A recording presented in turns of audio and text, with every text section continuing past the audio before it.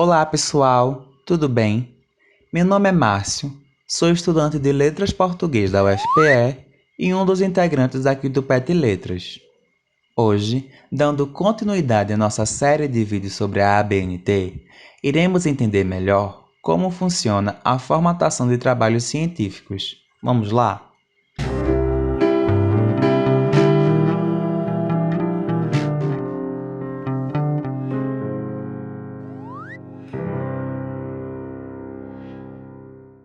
Dando início aos aspectos gerais, primeiramente, é necessário saber que o trabalho científico deve ser apresentado de modo legível, digitado no Word e utilizando apenas um tipo de fonte em todo o documento, inclusive na capa, nas figuras, nos quadros, nas tabelas e notas de rodapé. Dentre as fontes, é possível escolher Arial ou Times New Roman, tamanho 12, com espaçamento 1,5 entre linhas. O tamanho da fonte e o espaçamento são alterados nas citações diretas de mais de 3 linhas, fora do corpo do texto, notas de rodapé, paginação do documento e legenda das figuras, como a fonte de origem e notas explicativas, e em quadros e tabelas. Nesses casos, deverá ser utilizado o espaçamento simples e a fonte tamanho 10. No título das ilustrações, como em figuras, tabelas, quadros e outros, a fonte deverá ser de tamanho 12 e o espaçamento simples. Esse espaçamento simples também deve ser adotado no texto do resumo em português e inglês, nas referências ao final do trabalho, na ficha catalográfica, nas informações sobre a natureza do trabalho, objetivos, nome da instituição a que é submetido, área de concentração e orientação que devem ser inseridas na folha de rosto. Essas informações devem ser justificadas e alinhadas do meio da página para a direita. Falando sobre as margens, no geral, elas devem ter o espaçamento de 3 cm na parte superior e na parte esquerda da folha e de 2 cm na parte direita e inferior.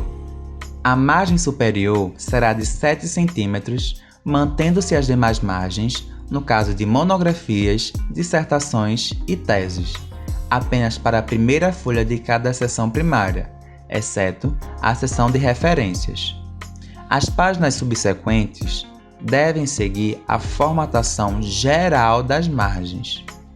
Além disso, os parágrafos do texto obedecem ao alinhamento justificado com recuo esquerdo de 1,25 cm, apenas na primeira linha, sem espaçamentos antes e depois no texto. O uso de configuração diferente amplia o espaçamento entre linhas já definido, criando erros na formatação. Quando necessário para complementar uma nota de rodapé ou uma última linha do capítulo ou de subdivisão, pode-se acrescentar uma linha ao limite da margem inferior.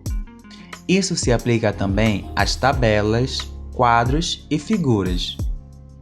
No caso de inserção de títulos de seções secundárias em diante, ao final da página, deve-se atentar para o espaçamento entre linhas de 1,5 cm entre texto, título e texto, de modo que ao menos 2 linhas de texto sejam digitadas. Do contrário, deve-se transferir o título e o texto para a página seguinte, ou seja, não inserir título ao final de uma página sem acompanhamento de pelo menos 2 linhas de texto. Sobre os títulos, precisamos saber que os títulos das seções primárias devem ser precedidos de indicativos numéricos e separados apenas por um espaço. Além disso, eles devem ser em letras maiúsculas, em negrito e separados do texto que os precede ou sucede por um espaçamento de 1,5 cm. Caso exista subtítulo, a grafia não será mais em negrito, bem como o sinal gráfico que separa o título e o subtítulo. Os títulos devem ser também justificados, incluindo o título da seção de referências. No caso de títulos com mais de uma linha, da segunda linha em diante, devem estar alinhados abaixo da primeira letra da primeira linha. Nos títulos das seções secundárias, precisamos utilizar as iniciais maiúsculas em negrito e o mesmo espaçamento das seções primárias. Neste caso, não se adota o negrito para os títulos das seções terciárias em diante. Lembrando que, ao fazer referência a nomes científicos, utilizar itálico como estilo de fonte.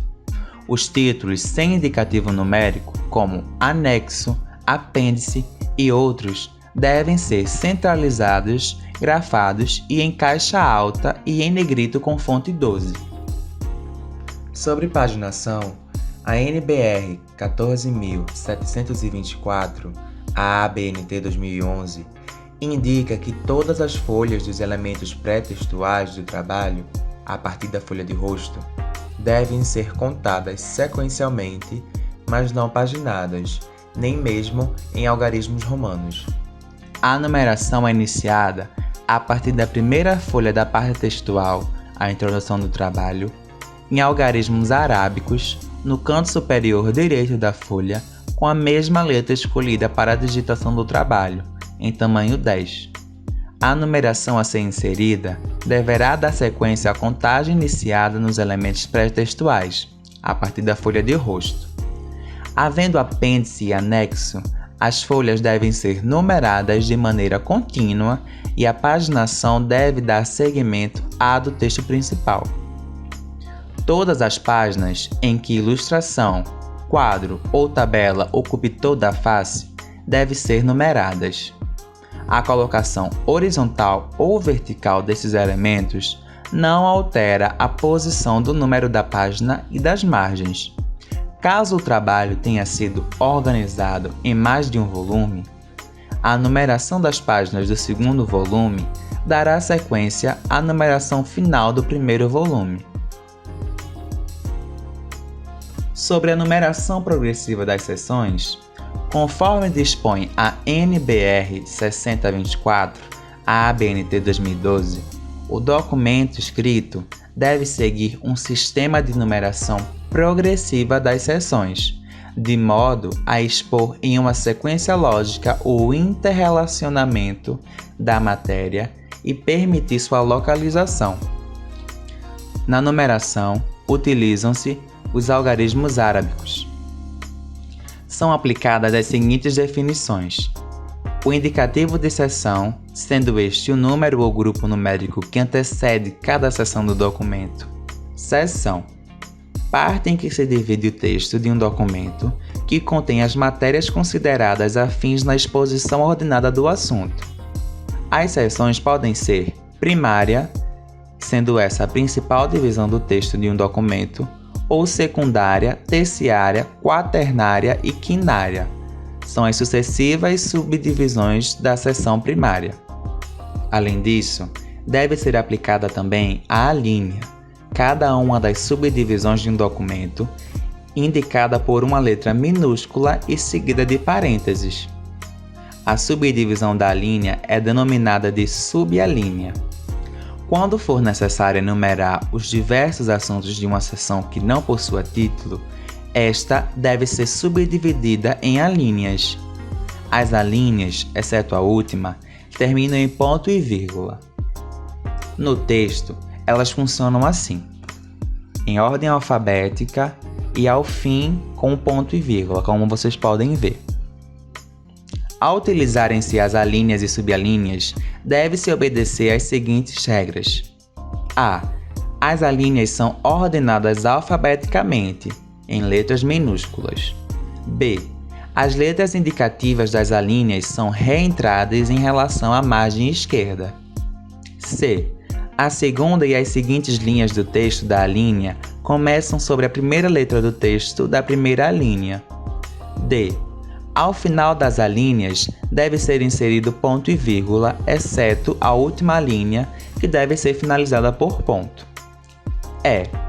Em caso de subalíneas inseridas após uma alínea, esta deverá ser finalizada em 2 pontos. F. As subalíneas devem começar por um travessão colocado sobre a primeira letra do texto da linha correspondente dele, separada por um espaço. As linhas seguintes do texto da subalínea começam sobre a primeira letra do próprio texto. G. Ao final das subalíneas devem ser inserido ponto e vírgula. A última subalínea é finalizada por ponto e vírgula caso seja seguida de uma linha. Nos casos de finalização do texto com uma subalínea, deve-se utilizar ponto final. Ainda sobre a numeração progressiva das seções, é recomendado limitar a numeração até a seção quinária. O indicativo das seções primárias deve ser grafado em números inteiros a partir de 1. Nas seções secundárias, o indicativo é constituído pelo indicativo da seção primária a que pertence, seguido do número que lhe for atribuído na sequência do assunto e separado por ponto. Esse procedimento é repetido nas demais seções do documento. Os títulos das seções primárias são digitados em letras maiúsculas, caixa alta e negrito. Na seção secundária, os títulos são grafados apenas com as iniciais maiúsculas e em negrito. A partir da seção terciária, não há mais destaques na grafia dos títulos. No texto, vai funcionar assim. No exemplo 1, a gente consegue ver que na seção primária e secundária existe o negrito na numeração. Todavia, na seção terciária, quaternária e quinária, isso não existe mais. O segundo exemplo mostra na prática como isso funciona. Além de todos os pontos que eu falei, dentro do trabalho científico existe uma estrutura grossa, a qual existem elementos pré-textuais, textuais e pós-textuais que serão analisados detalhadamente nos próximos vídeos. Aqui está a referência e esse foi o vídeo de hoje. Eu espero muito que vocês tenham gostado, pessoal. Pedimos também que deixem o seu like e compartilhe com seus amigos. Nos sigam nas redes sociais, como no nosso Facebook e no Instagram. Além de também nos seguir nas plataformas Spotify e Castbox. Um beijo e até o próximo vídeo. Abraço virtual!